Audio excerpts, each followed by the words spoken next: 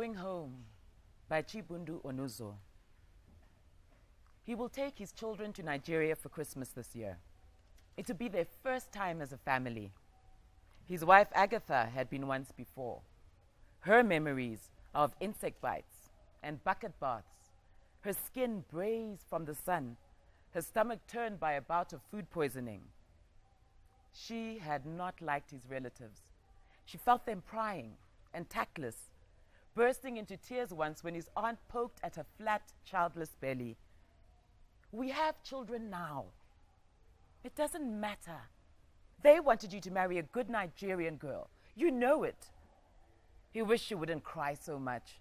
His mother had only shed tears at funerals, wailing loudly when the coffin was lowered into the ground, and then rushing back into the kitchen to dish up food. There was something unseemly in an adult breaking down over the memory of a 10-year-old slight. It's not about you. I've told you. I've spoken to my mom, and she wants to see her grandchildren before she dies. I can't deny her that. Agatha was resigned now to going, resigned with a vengeance. She had taken the boys for their second round of vaccinations that day. They had come back sullen, holding their arms stiffly, rebellion on their faces. You are making them not want to go.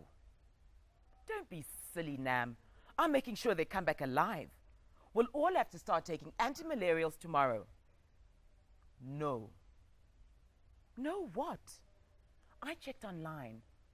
Over 300,000 people died from malaria in Nigeria last year.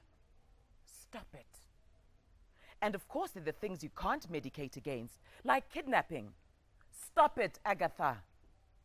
Goethe-Institut advises against all but essential travel, but since you bent on going, it is not essential for my mother to see her grandsons?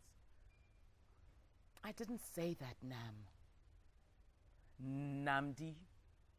My name is Namdi. She could never say the double N of his name, her tongue stuttering over the letters, her attempt comical in the early days of their courtship. I want to come with you, his oldest, Tobina said, following him to the door. No, you need to recover because of the injection. What did you take? Yellow fever and cholera and typhoid and some I can't remember.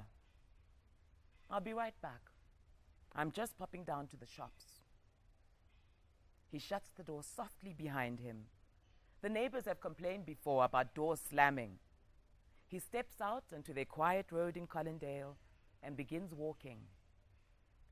It is Agatha who taught him this art of leaving your house to go nowhere. Pacing through the neighborhood until your mind is clear. He walks down the road and into the park, the wide greenery soothing him, even in the winter chill. Afternoon, he says to Thomas, whose backyard he can see from his window, a prim strip of England with a cherry tree and a lawn, a reproach to his own overgrown patch. Afternoon, Nam. How are the boys? They are fine, thank you. Agatha told me you're off to Nigeria for Christmas. Lucky you, some sunshine. Yeah, we are all looking forward to it. Well, have a good trip and bring back the weather with you.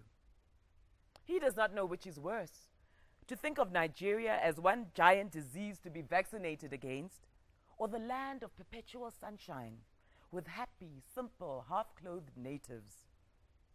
He wants his sons to know Ogota, his ancestral village as he knew it, or perhaps not exactly as he knew it.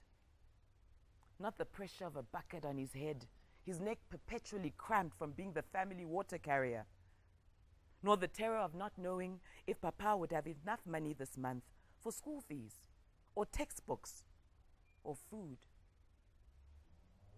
He had told Agatha these stories when they were courting, a rags-to-riches tale that cast him as a hero. Yet, it had not all been suffering. Ogota in December, with a haze of dust shrouding it, the village full of returnees who had come home for Christmas.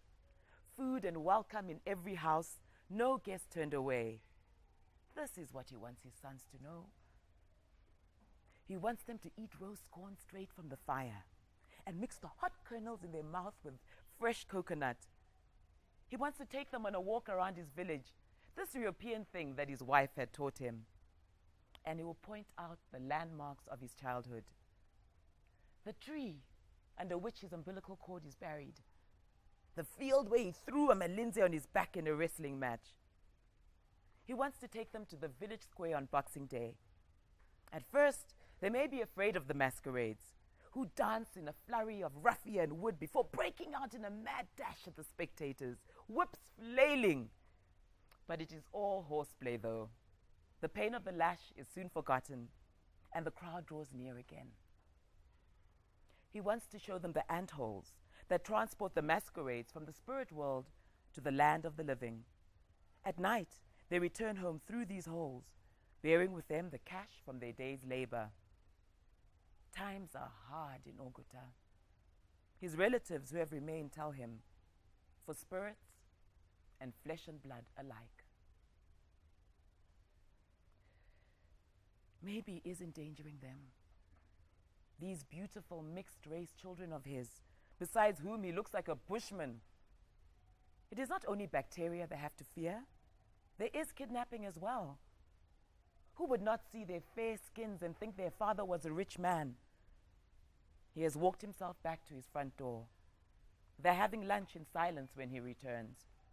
He washes his hands and joins his family. You can stay. What? You can stay in England, you and the boys.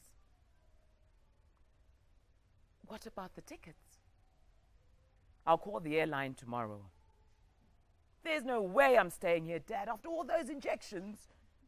You will do as your mother and I tell you.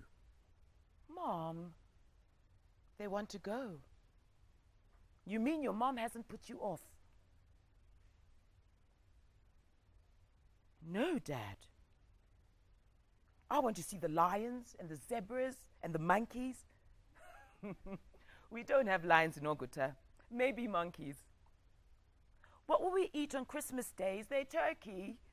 No, but there's goat meat. Your grandma will fry you some. Dad, how come you don't have to take the injections? Is it because you're from Nigeria and we not? No. We're all Nigerians. You, me, Kene, Tobina, and your mom. I just couldn't come with you today. I'm taking mine tomorrow.